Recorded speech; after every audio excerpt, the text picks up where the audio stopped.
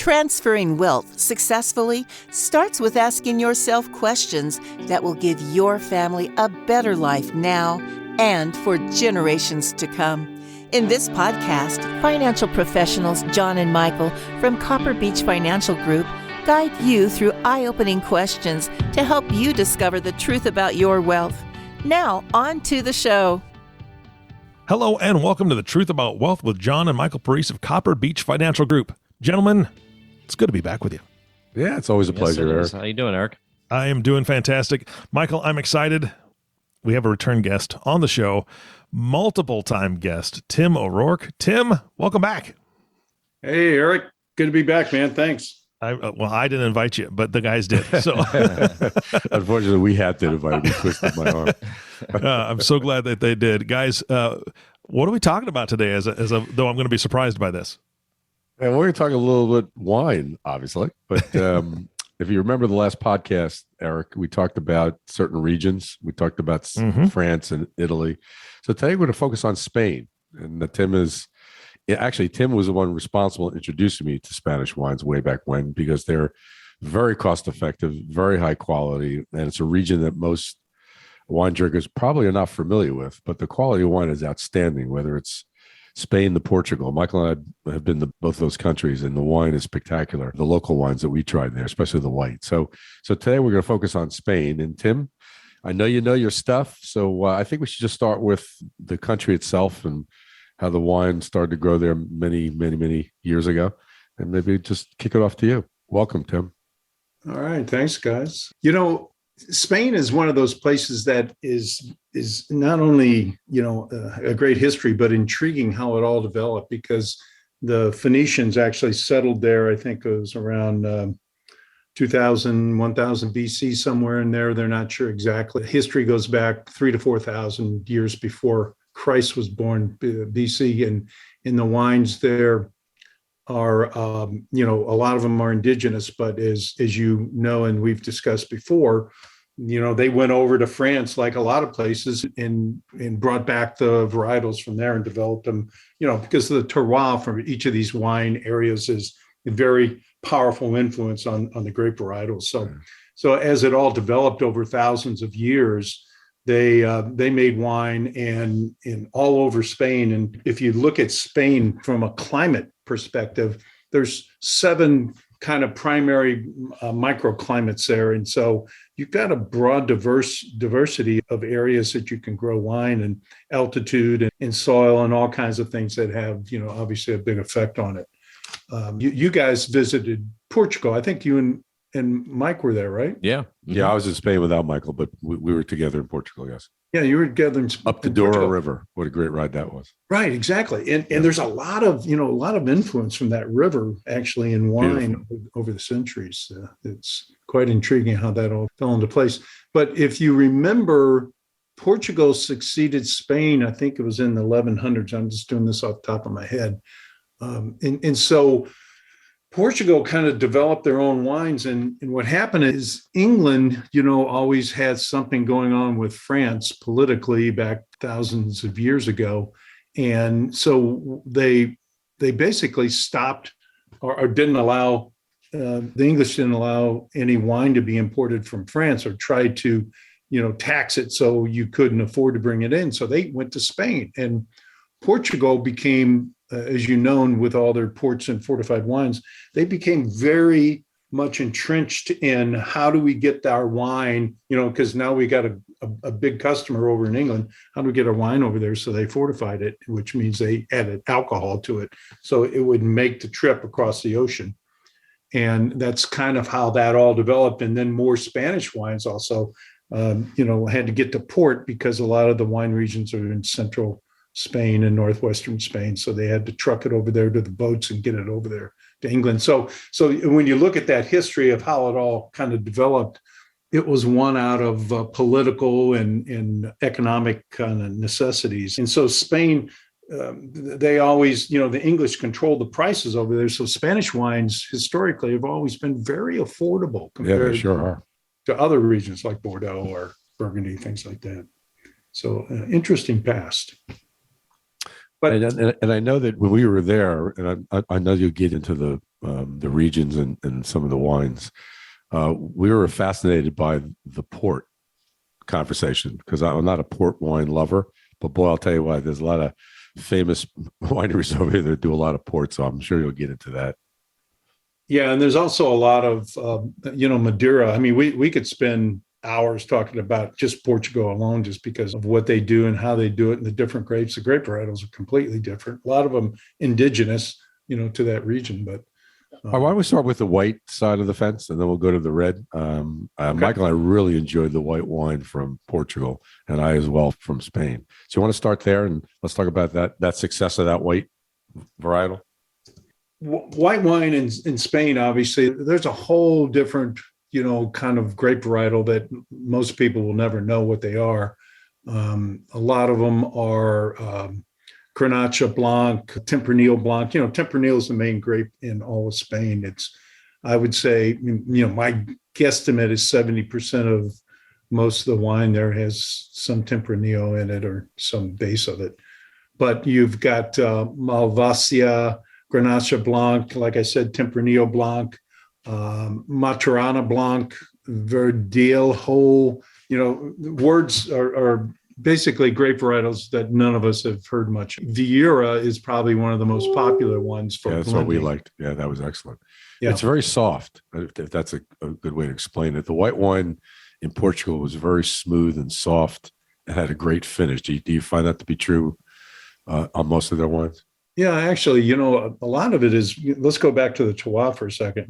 The influence of the mild and the characteristic of the wine is influenced by the acidity. So all these wine regions tend to have a lower acidity. And so that's what you're describing, basically. Yeah. It gives it a softer kind of, less pungent kind of flavoring. Yeah, we really enjoyed. I think most of the time, Michael, we had white when we were over there. Correct? The red wasn't necessarily our favorite, but the white was really exciting, especially with the afternoon. Yeah, but reds are really the primary. Yeah, I mean, whites are great. It's kind of like Italian whites. They're indigenous. A lot of the indigenous grape varietals over there in Italy are very popular to the locals, but they're not popular for exports. But when you get over there and drink them, like what you're talking about, it's like, wow, I didn't know they had that. That's pretty cool. Yeah, but the audience should try. I mean, you and I always talked about expanding our understanding of wines around the world. And I think the average person, as we've talked in the last podcast, really, likes a certain wine and they drink it all the time. And there's nothing wrong with that. But I always enjoyed learning about different regions and trying different wines. And I'm always impressed by some of the wines I taste from all over the world. They just have a different quality and a different style to it. And I find the white from Portugal and Spain is outstanding. And I think the audience should try and grab a bottle. Do you have a recommendation, Tim, on any white? I know that might. Yeah, what I would suggest people to do, John, is look at Rias Baixas, which is kind of in northwestern Spain, and they're known for their whites. And so I would say do look for some Albarinos. Albarino is a kind of a stony, kind of like a Burgundy, stony kind of flavor to it with a little bit of fruit and salinity to it. So it goes good with like mussels or different types now you're talking of seafood and it's very affordable. I mean, it's some really powerful stuff. So put down your glass of Chardonnay and step out on the plank a little bit and try a little. Exactly. Yeah, and Tim, I think you've mentioned the affordability of some of the Spanish wines, which I always, as a somewhat of a wine novice, I've always, when I have Spanish wine, it always reminds me of more of an Italian wine. It has that same old world character as compared to, a Cabernet from Napa Valley, as an example. Can you elaborate a little bit more on maybe sort of how the winemaking came from France, which I assume is where Spain kind of got a lot of their wine from? Because again, from an affordability standpoint, if you like that style of wine and you haven't tried a Spanish wine, I think that might be a good thing for you to expand your palate on. Yeah, good point, Mike. So what happened back in the 1850s, much like what happened in Italy too, Michael, is some of the very wealthy wine people from Spain went over to Bordeaux, and Of course, back then it took a long time to get there and travel there, because not only did you have to go across the ocean, but you had to then, take a caravan basically there. So it was a big deal to go over there. And they spent months and sometimes years just learning what the French are doing. And in the French, in the wine culture, in that wine group, in those era, they all helped each other out. And so what they did is they took back a lot of the winemaking kind of techniques. Back then, they used cement vats, basically, where today they use stainless steel, as you know, in the processes. And, it's a very old world, crushing way that they had to physically maneuver the crushes to get the juice out of the grapes and then, basically make the wine in these open containers. And then they had to move it pretty quickly because they didn't have control mechanisms. The quality of the wine now we're getting today is just absolutely amazing. If you think about it, what technology has done. Look what technology has done for the investing world. Look what technology has done for the medical community. All these different areas have greatly been enhanced by technology, and the wine producing countries and producers around the world have really benefited from that. So back then, when they did all that, they took a lot of, technology know-how back to Spain, and they implemented. Primarily, it all started in Rioja, oddly enough. That's how Rioja really expanded, which one of my favorites. Yeah, which is one of the biggest wine regions in all of Spain, too, by the way. And so that's how that came to pass. And it's more of a blended area in Rioja. If I can segue there real quick. Yeah. Rioja is fascinating because they really blend a lot of different grapes there, primarily Tempranillo, that's the main grape, but it's a lighter fruity, strawberry, raspberry type of aromas. And they infuse a lot of white wines or white varietals into their wines too. So Rioja has become probably the best known one around the world. That's another one I would, reflect upon and try different winemakers out of Rioja, because there's literally hundreds of great wines made out of Rioja. Yeah, I mean, one that you introduced me to is Muga, which I've first time I had it was with you. I've seen it in, at least by us, a lot of your average wine store, but that's one that I know is pretty high quality. I mean, every time I have it, it's pretty consistent, very good Rioja. So I don't know if you have any other maybe producers to introduce our audience to that style of wine, but I know that's one that you've introduced me to. Yeah, Muga is probably more of the affordable wine that we import into our country. Artadi is another one that I would suggest people try. Vega Sicilia is another one. That's Vega delicious. Sicilia is an incredible wine, and they have different levels also. When you get into the higher price wines, guys, you're talking hundreds, if not $1,000 a bottle. Even in Spain, there's a lot of producers now that are really but that's everywhere. That's everywhere in the world. You get that higher quality wine. You get paid top dollar for it. No Yeah, but Muga, I mean, anybody could enjoy a bottle of Muga. I mean, even the lower end Muga is good. I think it's got so much depth to it and character and everything. When you get into the higher price ones, you're into Vega Sicilia's Unico, which is their top level one. We'll talk more about that in a minute, but Pingus is another high level producer out of there. You probably heard of that. There's literally hundreds of different winemakers, but I would say those are the main ones. But Artadi, Michael, would be the one I would say that would be another one I'd like you to try. Yeah, I think Muga is a great story. How they make their wine. It's fascinating because it's a 500-year-old vineyard from what I've read, and they have basically two vats that are next to each other. And there's a picture on their website. There's a gentleman that cracks eggs. I know it's interesting. You know this. And the whites go one way, the yolks go the other way, but the whites go to the vat. And what it does, it filters the wine making process, where it takes all the stuff that's in the wine, because the egg whites is heavy, and it pushes all down to the bottom. And actually, they think it flavors the wine as well. And they've been doing that for 500 years. So it's an interesting process. Anybody's interested, read about how they make their wine. But I'll tell you what, you're absolutely right. There's about 3 or 4 levels of Muga itself. The Toramuga, the Pradamuga, they're all, pretty affordable, even at their quality levels. I think a Pradamuga is like $60 a bottle. And in retrospect, that's really not a real expensive wine that you can compare it to, but the flavor's spectacular on that wine. It's one of my favorites. Yeah, Toramuga is one of my favorites. I love that. That process you're talking about is called fining. So a lot of times what they'll do is they'll use a filter out in California, and they'll run the wine through a filter, basically to filter out the fine particles as much as possible. And then a lot of other producers will not even fine it at all. They'll just let it settle to the bottom and take the wine off and keep it in its original form without trying to do that. But the egg whites was a technique that they developed over 300-400 years ago that they've used all along, and it's quite fascinating. I think it does impart a flavor to it. It gives it a natural characteristic of its own, so it enhances it to some degree.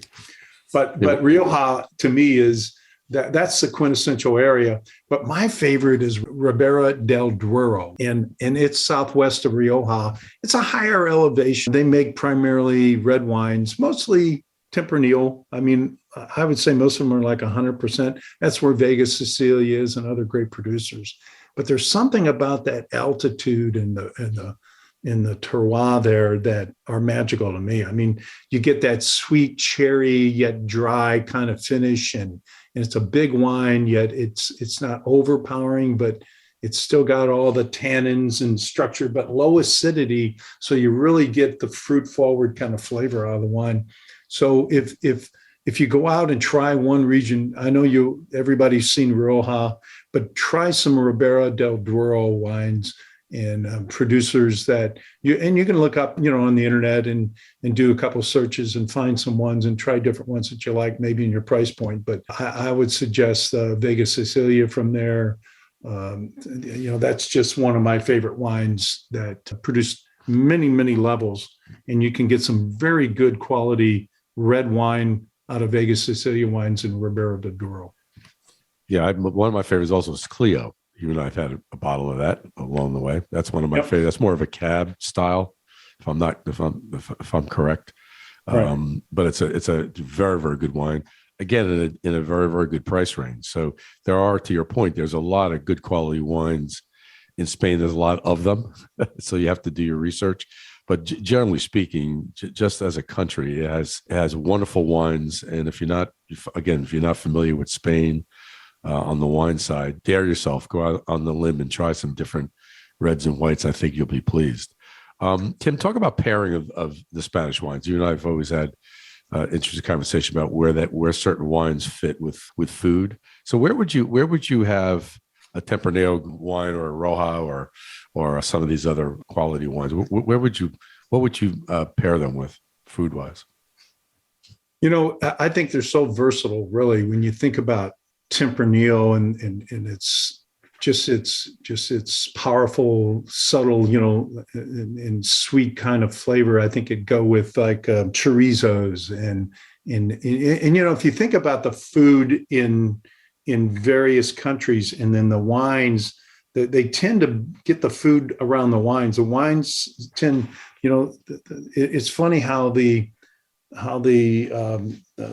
chefs in all these different regions evolve into, how they prepare their food and what wines in those regions actually are more inclined to go with those kind of foods. It's empanadas and the Tempranillos will hold up, I think, to any kind of peppers, which they tend to be a spicy kind of cuisine in Spain. And so I would challenge everybody to try some Tempranillo type of based wines, Rioja, Ribera del Duero, some Toros, which I'll talk about in a minute. But I really think they would go with anything on a spicy level, John, anything with a lot of powerful flavor to it.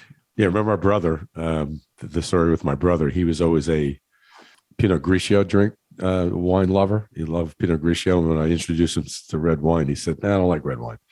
So I made him mussels marinara, and I paired it with Muga.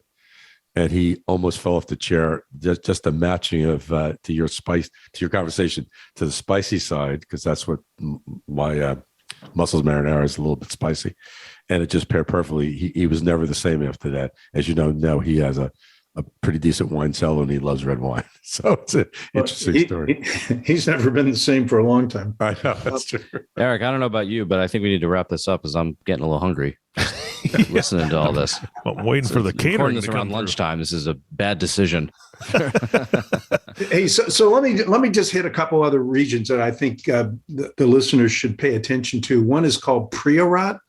Priorat is a small area. It's a higher altitude, and they're more attuned to like Rhone wines, if you're familiar with Grenache and Syrah and all that. So Carignan. Priorat really is more of a blended region and offers some outstanding wines. And again, a lot of different choices up there. Just you can do some searches on those. But Toro is another area. It's predominantly Tempranillo based, but it's just northwest of the top part of northwest of Spain. It's the top part of Portugal. And again, Toro the bull. So they're going to be big, powerful wines. If you want something like the close to a California cab or something that's big, you might want to try a Toro wine. And then the other region I want to touch on real quick is Cava. It's kind of a northeast of Barcelona, and it's primarily sparkling wines. You probably have had some, guys, right? I mean, yeah, sure. Yeah. They make wines in the traditional champagne method, and again, they learn these from going over to France and coming back. So they use a secondary fermentation in the bottle, and really make some interesting sparkling wines now that go with. I love champagnes or sparkling wines with mussels and shrimp and all kinds of seafood. I just think it blows it out of the water, and there's some great buys out of those kind of areas. Yeah, I just go back to there. It's a region that a lot of people are not familiar with, and I fell in love with that region, and I probably have leaned more towards the Spanish selection in the afternoon with a bunch of cheese and just sitting on the back porch. I tendency to lean more towards that type of wine and that style. But again, it's a quality country, quality wines, and it blends very well, to your point, to a lot of different pairing of food. I haven't had a bottle of Spanish wine that didn't match with any food that I've poured it with. So it's a great country. I know that there's always a story around corks, plastic corks to real cork. I know when I was in Spain and Portugal, we look at all the cork trees. There's a story going around that cork trees have some type of a virus or a bug, and they're losing their strength of the quality of the cork. Is that something? I know it's a little off topic, but I found it fascinating. We had a good conversation when I was over there that they're really fighting the plastic cork world. But again, they have to go where they have to go. So what's the story on that? Do you know? Yeah. So, cork demand is up because just the amount of wine that's being produced, and they just can't meet the market, and the other problem is it's a live tree. So it's susceptible to insects and other kind of damage and weather, basically. And the cork tree takes so much time before you can actually harvest the cork in between, so they peel out the outside, as and then from that they take the cork. So it's a challenge in the industry. I think the traditionalists like me, I will fight plastic corks forever. I'd rather have that 5% risk of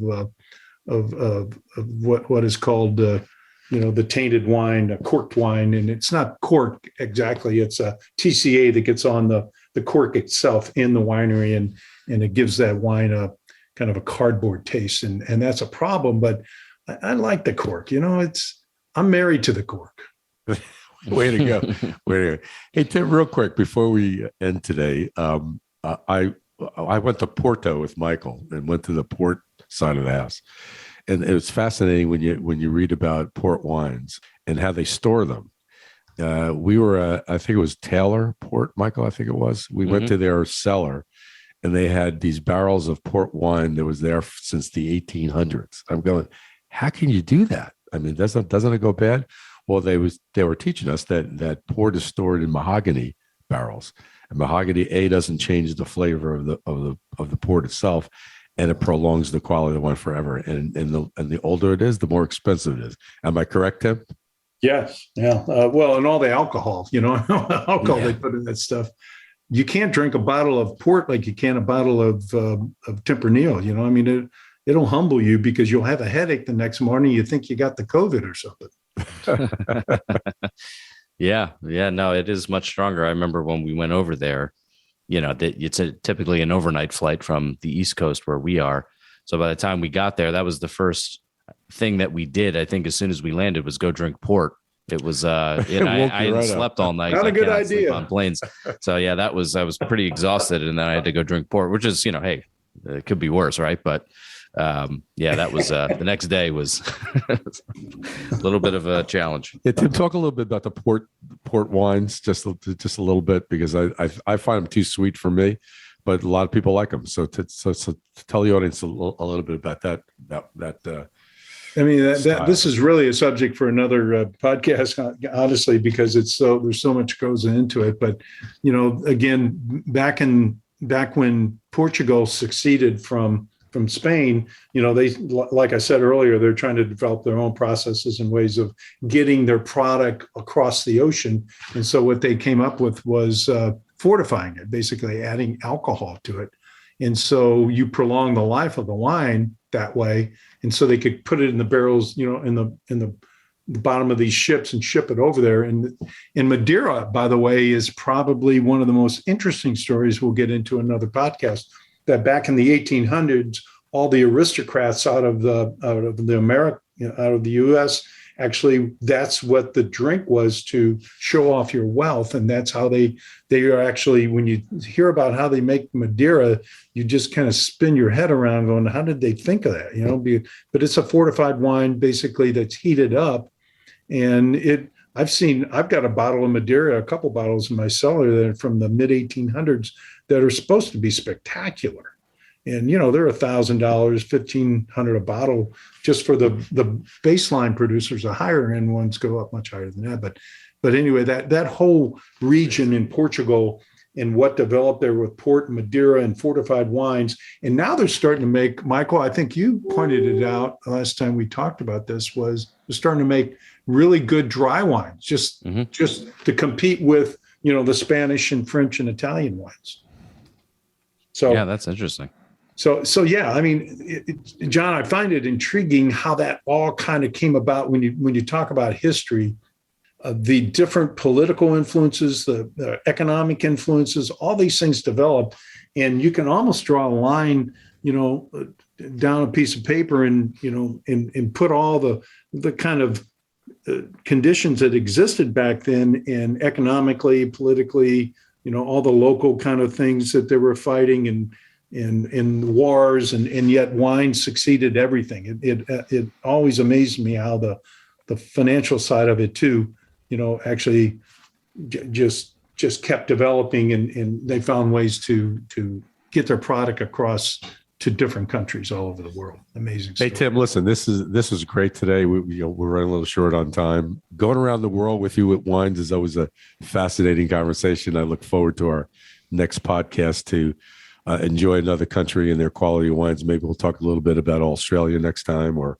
maybe Chile, because always a lot of folks ask questions about are those good wines. So we'll talk about that at the next conversation. Maybe we can set up another podcast to talk about another country and their quality of wines. So sounds Tim, great. I wanted to thank you again for your time. You're always a gentleman, and we appreciate your conversation. Yeah, always a pleasure, Tim. Thanks. Yeah, likewise, guys. Enjoyed it, and we'll catch up soon. Drink a glass of wine for me tonight. I'll drink too. Well, that sounds like a plan. Now Tim has me worried about cork futures. I'm not sure how that works, but yeah, that's another podcast as well. Guys, thank you so much for this. Tim, of course, it's always a pleasure to have you on the podcast. I'm so glad the guys brought you back. Gentlemen, great stuff. I love it. I know the audience loves it. It's just a fun podcast to have. So thank you so much for bringing Tim back on. And of course, our last thank you goes to you, the listening audience. Thank you so much for tuning in and listening to the Truth About Wealth podcast with John and Michael Parise. If you have not subscribed to the podcast yet, please click the subscribe now button below. This way, when John and Michael come out with a new podcast, it'll show up directly on your listening device. This makes it really easy to share these podcasts with your friends and family. Again, thanks so much for listening today. For everyone at Copper Beech Financial Group, this is Eric Johnson reminding you to live your best day every day. And we'll see you next time. Thank you for listening to the Truth About Wealth podcast. Click the subscribe button below to be notified when new episodes become available. The information covered and posted represents the views and opinions of the guest and does not necessarily represent the views or opinions of Copper Beech Financial Group. The content has been made available for informational and educational purposes only. The content is not intended to be a substitute for professional investing advice. Always seek the advice of your financial advisor or other qualified financial service provider with any questions you may have regarding your investment planning. This material is for informational purposes only. Neither APFS nor its representatives provide tax, legal, or accounting advice. Please consult your own tax, legal, or accounting professional before making any decisions. Copper Beech is not affiliated with American Portfolios Financial Services, Inc. and American Portfolios Advisors, Inc. Securities offered through American Portfolio Financial Services, Inc., a member of FINRA SIPC, investment advisory and financial planning services offered through American Portfolio Advisors, Inc., an SCC registered investment advisor. These opinions are subject to change at any time without notice. Any comments or postings are provided for informational purposes only and do not constitute an offer or a recommendation to buy or sell securities or other financial instruments. Readers should conduct their own review and exercise judgment prior to investing. Investments are not guaranteed, involve risk, and may result in a loss of principal. Past performance does not guarantee future results. Investments are not suitable for all types of investors. Copper Beech is an unaffiliated entity of American Portfolios Financial Services, Inc. and American Portfolios Advisors, Inc. Any opinion expressed in this forum is not the opinions of American Portfolio Financial Services, Inc. and American Portfolio Advisors, Inc., and have not been reviewed by the firm for completeness or accuracy.